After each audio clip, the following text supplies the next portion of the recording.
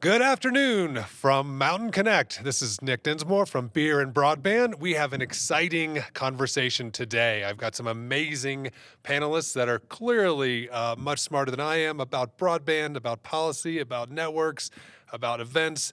Lots of really great stuff we're going to talk about. Of course, we have beer for some. Cheers. And we have water for others. Cheers. But it all works.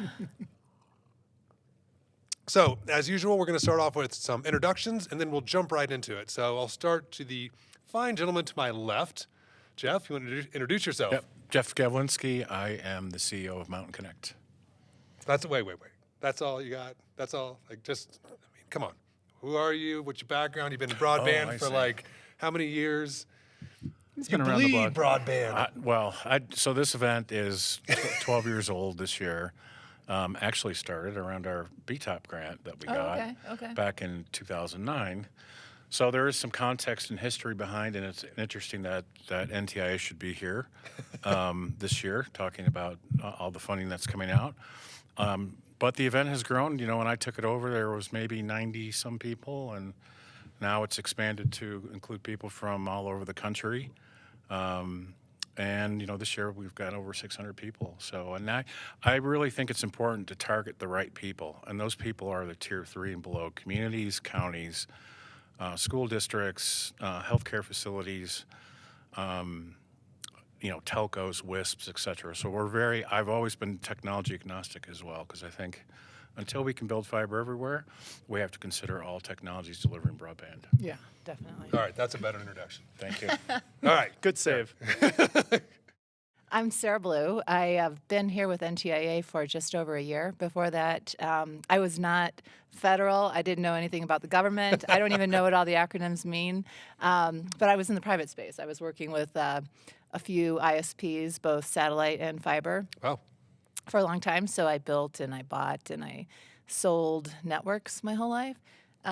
It just so happened about a year and a half ago, I knew that Biden was building this broadband transition team, and so I made some phone calls thinking, how crazy would it be to try to be part of this? Because I really, my heart's always been in working with the research and education community and working with small business. And so I found this opportunity, and since I joined NTIA, I was on the Broadband Infrastructure Program, and now I'm the director of the Middle Mile Program on this new bill stuff. Awesome. Well, welcome. We're super glad to have you. And last but certainly not least, Mr. Hollister. Hey, well, thanks for having me again. Brian Hollister, CEO of Bonfire, as well as Spark Open Fiber. Been in the business 20-something years, we're passionate about broadband. We believe every American deserves affordable, high-speed broadband because it makes their lives better. And we're very fortunate to be a part of, this industry that gets to make such a huge impact in lives. And, this industry has always been exciting to me. But today I had my assistant say, I think this is a really good time to be in the industry. And she's only been in our industry like 3 months now. And I was like, you have no idea. This is probably the most exciting time ever, right? And I've always been excited about what we do. But it's like now when we talk about broadband and the importance of it, we can have this conversation worldwide now. And everybody knows because of, I think something good that's come out of the pandemic is the clear importance of having it. Mm-hmm. And it did separate the haves and the have-nots, right? And so I love what we do, and thank you guys for being here, and appreciate it. Awesome. All right, I'll start off with an easy question. No, not really. What is the one question we all should be asking ourselves at this conference today? Oh, that's a good question. Now, I could either be tough or I could be... Let's be tough. Let's be honest. Well, what are we actually going to get out of the BEAD funding program? With respect to the way the rules are written today in the NOFO, one, I think you have to look at the fact that wireless technology in the NOFO is considered... I can't remember the exact word that they use in there, but it's unreliable, right? So that's one thing I think that needs to be rethought. Number two, I think the financial requirements around getting a grant are pretty stringent and might what we might find are smaller companies not getting access to the money, and the smaller companies probably need to have the most access to this money, right? And then there's climate. There's a couple of things in the climate portion of it, and then finally the employment rules. So I think those are really tough. But the one thing that I would say that we really need to be asking ourselves is, how does technology innovation, how is it going to change the way we design, build, and deliver broadband services going forward? Because what's coming in the next 5 years is going to have a demonstrable impact to the way that we think about broadband today. And what I mean by that is the speed requirements, the low latency, low jitter requirements, they're going to have to be in place in order to support the technology that's coming. We're talking about 600 to 700 meg symmetrical connection required to support these applications. And if you think about what we're discussing at a national level about our broadband definition, it's nowhere close, right? So I worry that, to your point that you made earlier, Brian, that the pandemic exposed the haves and the have-nots. This could be another repeat of that. I love your questions, and I felt like you're like rolling your eyes like, Sarah, give me an answer to this. Sarah, tell me about this. You're an easy target. You're sitting right next to me. Right here. Here's what I want to know, kind of to your point. So a couple of things come to mind. I don't have any answers. I think that those are all excellent questions. One thing that I wonder about, you mentioned jitter, you mentioned the amount of bandwidth that we're going to be requiring. And one thing that what I want to understand is, I was in the industry for a long time, and internet is internet. It's best efforts. There's no commitments, particularly when you look at residential. And so just me, Sarah Bleau, in my own personal experience, what does that look like, that internet that's delivered to households 10, 15 years from now, when you've got to actually build some kind of SLA into that? How does that happen? Because what we're talking about is last mile, and we're talking about middle mile, but we're not talking about the internet backbone. So, what happens down the road in order to support these kinds of applications? And then the other thing that I wonder, I hear you on 600, 700 symmetrical, but where are these applications right now? Because I look at video requirements. I've had multiple MMG gaming or whatever it is. I've got kids, and it's not pulling down that bandwidth. So I agree with you, but I challenge you also. Are we overinflating it? Yeah, no. Well, I don't know. No, well, so I think we've always overinflated consumption, right? So I agree with you that today these aren't issues, but you have to look at where embedded video technology is going. Mm-hmm. And let's take augmented reality today. So today it's a 30 frame per second, three-dimensional application for those few that are using it. As the video technology matures, now it becomes an 8K, and whatever comes after 8K, probably 16K, 360-degree retinal video quality content. So that has a profound change to it, right? So that's going to require a lot of bandwidth in order to support it. And if you look at 8K, 16K gaming, cloud gaming, if you think about what actually happens on both ends, you've got dynamic inputs on both ends, right? So it's that rendering that's really going to consume a lot of bandwidth. Well, you got to remember the chips are now also continuously doubling in capabilities, right? Every 24 months. So every time we're doing something like that, we're now starting to see the reality of these applications that can be supported from it. So it's a compounding effect. It's not just the fiber. It's everything around us. And it seems like every time we have a breakthrough, an engineer is figuring out that that's already like the max limit. And how do we go to the next level? And now we're pushing so much compute power into the cloud, right? And really limiting the compute on the edge. We're going to see all kinds of new applications come from that. Right? That we've just never been able to support before at a consumer level, because no one's going to invest that much into some kind of processing power at the home. But now you're not going to have to do that, right? We need to get to a point where, so a lot of people like to make a comparison between the internet and electricity. However, when you turn on your lights, you don't think about how much electricity is going, when you flip a switch. That's the way the internet should be, right?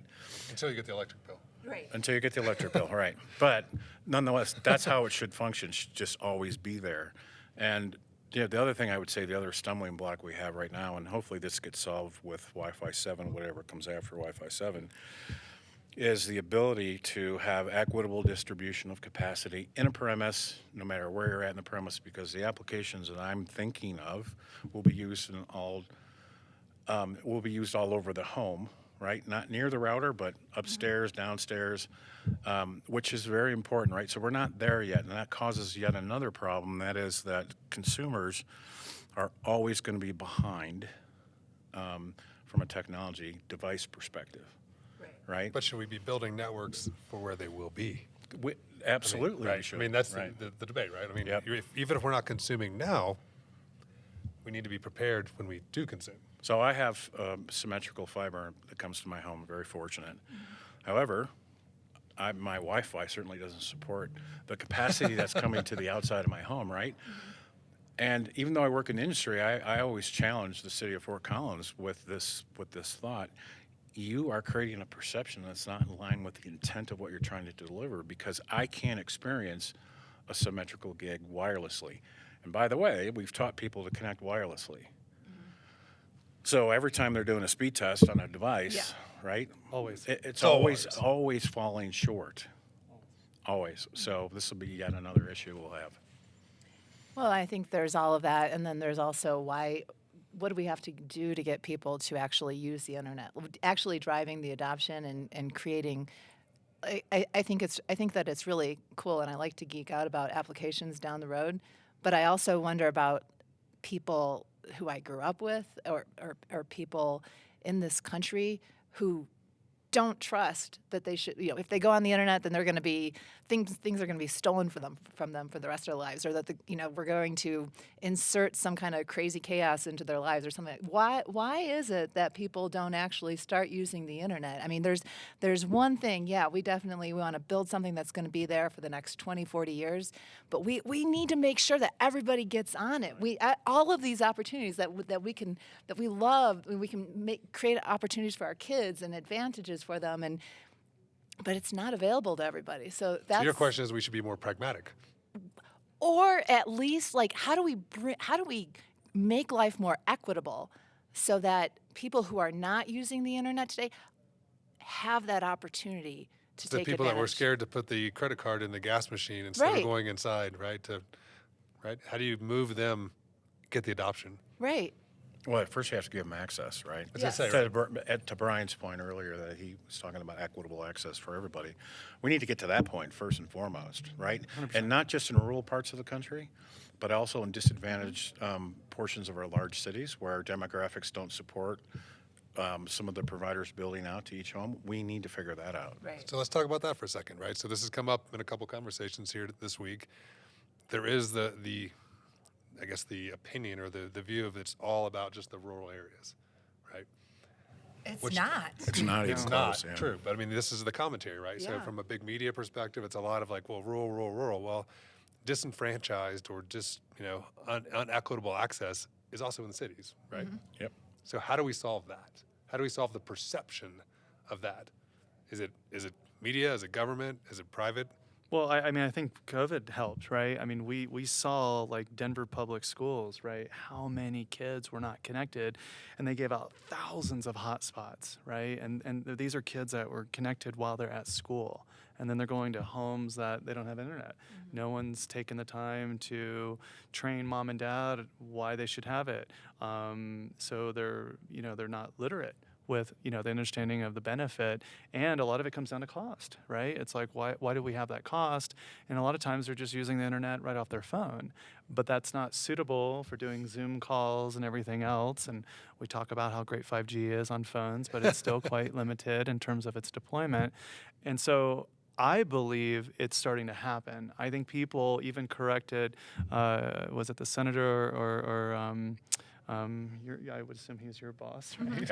Alan. Alan, where it was like, hey, this is also a metro issue as well, right? Because in the metro issues, it's so fragmented, as we know, right? Some of those networks haven't been upgraded in 30 years. Well, so the problem in our industry though is profit, right? Yes. So you have to take that motivation sort of out of this discussion, and I would say that governments probably are the best solution here.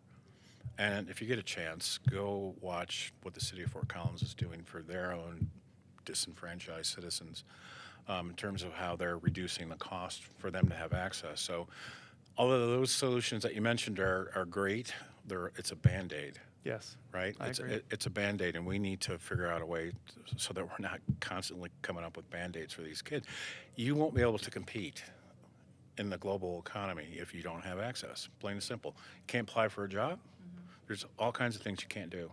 So what do you think? I mean, you obviously joined because of Biden's, the moving forward in this initiative.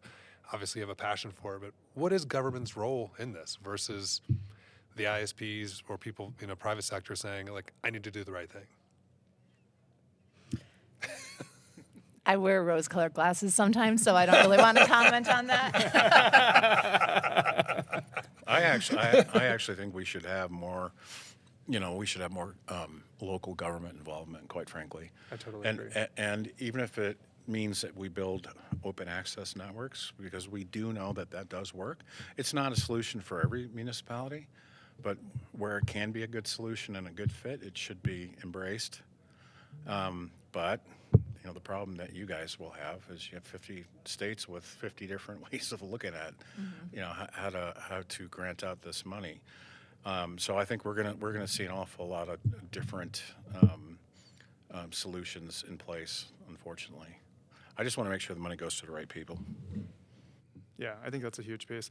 I mean, I think what we're starting to see, though, is that there is success happening at the municipal level of owning networks, right? We're gone from the days of WiMAX not working out and them getting such a bad rap. I mean, Utopia and others are doing a really awesome job. And so I think it's inspiring others. We do a lot of tribal work that we're really proud of, and they're in the same boat, maybe even worse in a lot of cases, right? And the whole equitable is such a challenge there too, because it's not just building and funding and figuring out ways to fund the network. It's now educating elders why they should want to embrace this, why this is important. So there's just an incredible outreach, that needs to be done. But we have a panel here coming up where we're talking about the work we're doing with the Southern Ute, and the whole idea is really to continue to inspire, Indian country in general, that this is very hard work, but there's companies like Bonfire that's willing to get in the trench with you and help hold your hand all the way through it, because that's the most rewarding work we get to do when someone needs it the most. Mm-hmm. And they just don't know where to start because it's complex, right? It's like, okay, we know this is a problem, but oh my gosh, how do we get started? Where do we go? And it takes a village to pull this stuff off. So from an education perspective, what should we be doing, right? If it takes a village, if it takes adoption, trying to get them to do it, what do we do? What's a pragmatic approach to try to educate these people to do something? Well, we have to build trust. I mean, we can't just. I think that one step that we're taking as NTIA is bringing federal program officers into every state and territory so that we can help, so that it's not just DC saying, state, territory, this is what you must do, but to actually take the input and to go a little bit deeper than just the state broadband office, but actually going local, working with those governments, going out to churches and social organizations. I think there's a lot of trust building that has to be done. We've been working this week on the curing process with some of the NTIA tribal grants, and I have been so impressed by the groups that we've been working with, and each one's been a different group because there's obviously quite a few that's went for funding. And I feel like the NTIA was so smart to bring in tribal people to help run it, right, and work with tribes because they have unique challenges, and that's really been helpful. It's really been wonderful. I was really surprised and really hats off to you guys for it, because it went really, really well this week with 3 different tribes that we've been working with. So super exciting. Yeah, well, I think the other thing is we're always in this mode of education. I've had a Broadband 101 class as a pre-conference session for 6 or 7 years, and I do this because, as you know, elected officials come and they go, right? And they have a lot of different diverse responsibilities. So we need to continue to educate them. And I think this is how we're going to have the same approach for everybody, right? Until we get to a point where people have adopted and are using it. But I just think that we're always going to have to be in a mode of educating. So let's take a different perspective on it. So everybody at this conference is in the industry. We understand it. We understand mostly the technology and funding and grants and everything around it. But what about the people that are not in this industry? You know, we've talked about community. What should the community do? You know, outside of just learning more, we have a responsibility to educate, but what can the community itself do to help? Let's meet in the middle. Well, I'll tell you a funny story. I always like funny stories when I got beer. Okay. So in Australia, of all places, I think it's Adelaide, if I'm not mistaken, but they have done 2 things I think are interesting. One is, and this will sound odd, but the city manages something like thousands of trees in the city, right? Each tree has its own email address. So if something should happen to a tree, lightning strike or something, you can send an email actually to the tree, to the tree, and somebody will respond. This is funny. I don't know if this is real. This is Aussie humor over beer. Right. Apparently so. But I think the other interesting thing they're doing is every time before they launch a new government program or new product or service, they actually created an innovation center at their not the mayor's office, but the government facility there, and they have different groups of people, citizens, who come in and test those applications out. But over time, that also gives buy-in to the new product or service, but it also helps with adoption as well. I think it's really smart. So if we're doing more stuff like that, I think it would be helpful. What about you guys? Anything that the community from that side, what could they do? What would the NTIA, what would you guys love them to do?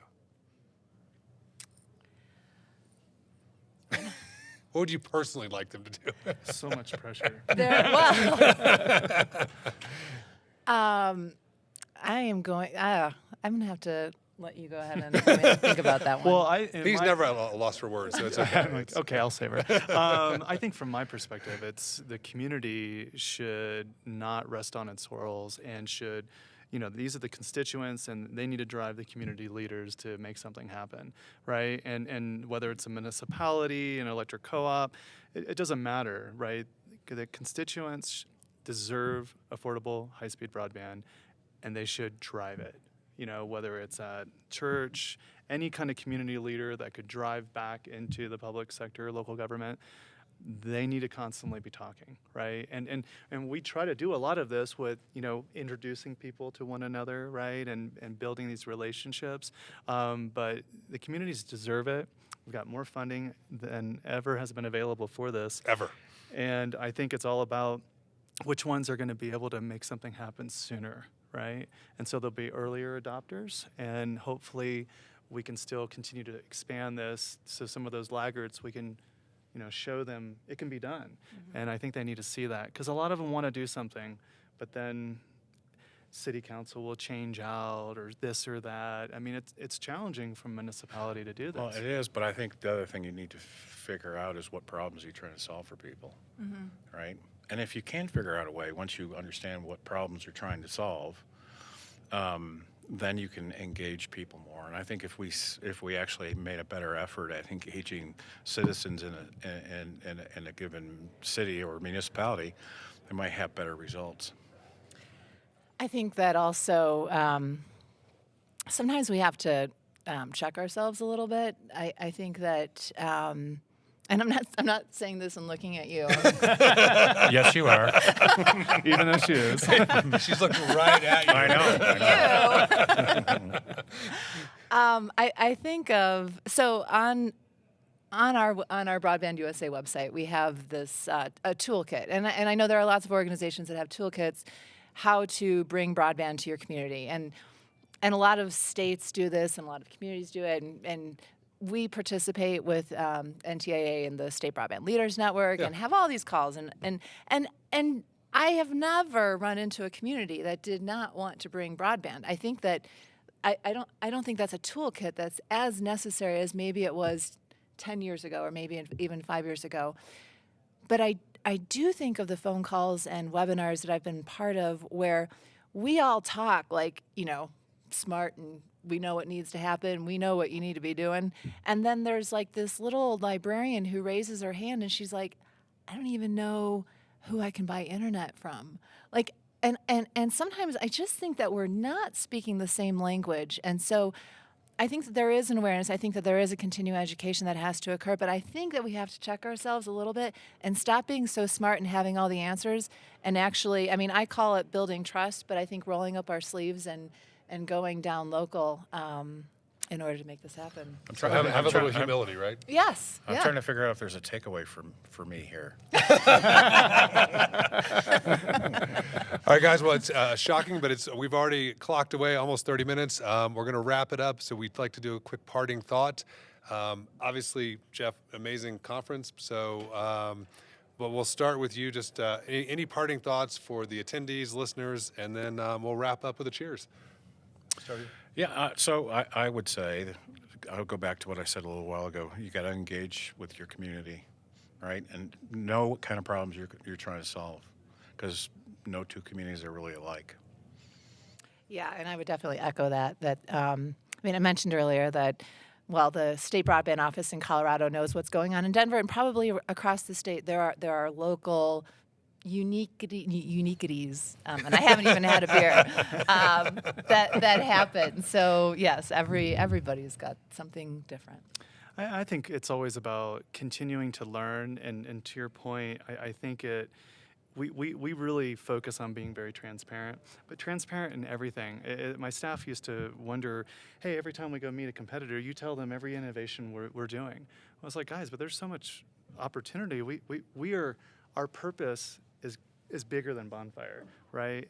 And so if we're really going to make it happen, let's share everything we know, and hopefully they're going to share things with us, because our industry is always changing.